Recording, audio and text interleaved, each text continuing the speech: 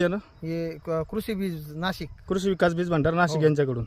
तर ही लागवड कधीची म्हणाली आपली?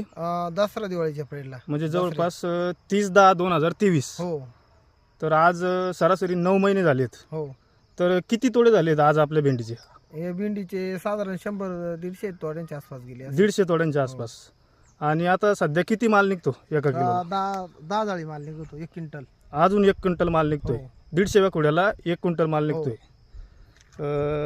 आता जवळपास तुम्ही 10-15 वर्ष झाले भेंडीचे लागवड करताय. हो.